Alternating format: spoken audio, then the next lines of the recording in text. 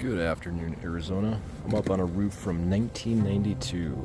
This has been an investment property for the last 30 some years, so this roof definitely needs repairs. The underlayment is probably original, judging by some of these mortar caps. It's been a while since anybody's been up here to maintain these. You see the wood ridge board right below there. A lot of the flashing is full of debris. You can see some of these tiles are starting to push out, lift up, push out. There's several tiles that are falling down the roof surface, so once the nails let go, if that batten board gets old, it's going to let go. Just like that tile right there. See the nails let go, so now it's falling down. So all these ridge caps need to be replaced.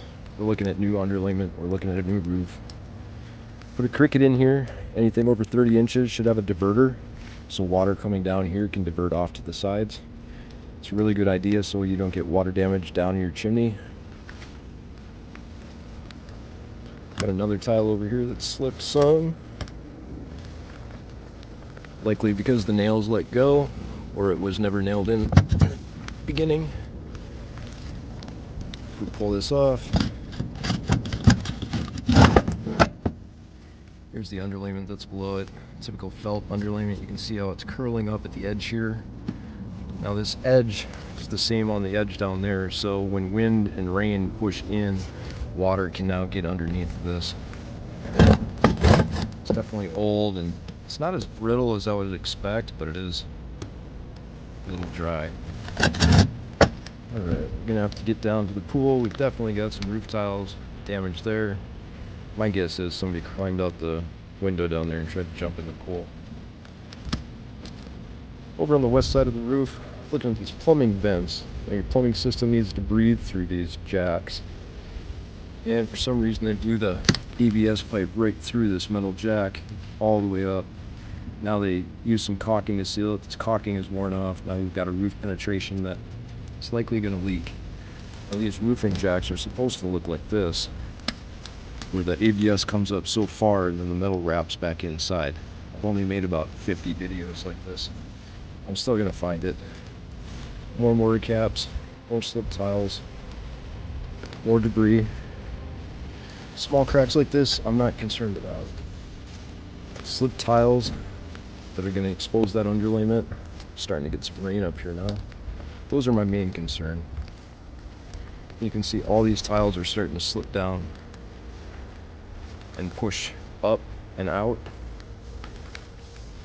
It's getting worn out. Bird stopping isn't doing much of a job either.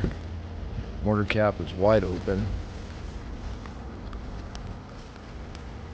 You've got bird nesting underneath here.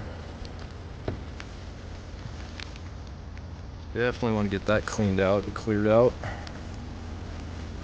And we've got more mortar cap cracks. Checking the soffit area, make sure we don't have any major leaks. Ooh, I like the rain though. This is gonna be good. And tell me if anything's leaking, if I don't get struck by lightning first. More slip tiles, more bird stop material, mortar joints loose, more bird stop, tree touching. Of course you can get roof rats, you can get termites through any of this vegetation that touches the home. Over on the front of the house, again we've got a lot of debris. This debris is just going to retain moisture against the roof, cause water damage. All this needs to be cleared out. I'm noticing I'm moving around a lot here. More ridge caps loose. The ridge board is actually exposed. Fascia boards are weathered. They've been painted over and filled in. We don't have kick-out flashing down there, so they haven't installed kick-out flashing. So if they did a new roof at some point, they never updated it. And since nobody's really been up here, we need to look at these windows and make sure that there's no gaps for water to get in.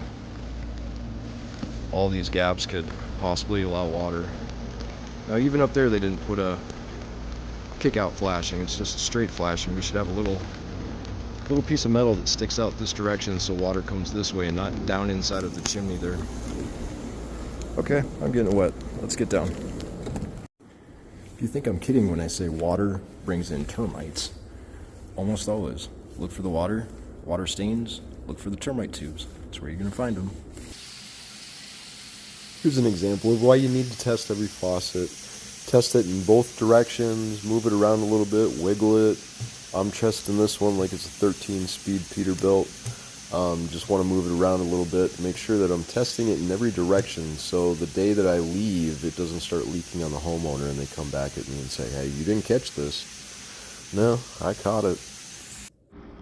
Being that it's overcast today, I wanted to pull out my GoPro and put it down into the pool. It's just much easier to see the walls of the pool vessel this way. This plastered pool has got a lot of white powdery substance all over it. So I wanted to go around and try and see if there was any cracks that I couldn't see from the surface.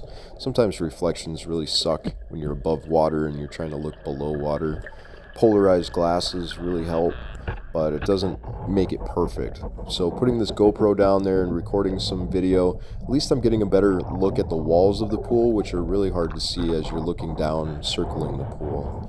So this is a little bit of calcification that's going on because the chemicals are imbalanced in the pool.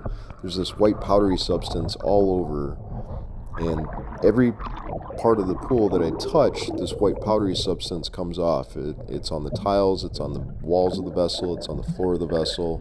Here I'm grabbing a broom and pushing it around a little bit so you can see the white powdery substance. This isn't much debris, it's mainly just like calcification.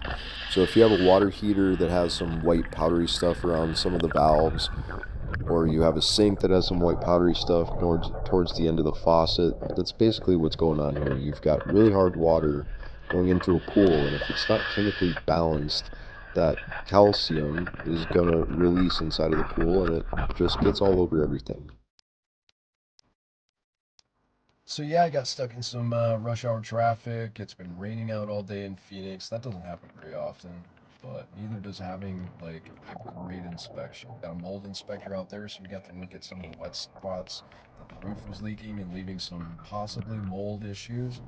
So we got a really good inspection today, and I felt really good about it. And they appreciated me, and I appreciate them.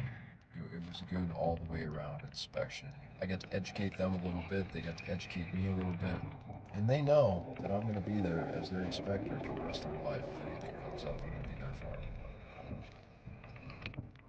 It was just a great inspection. Thank you guys.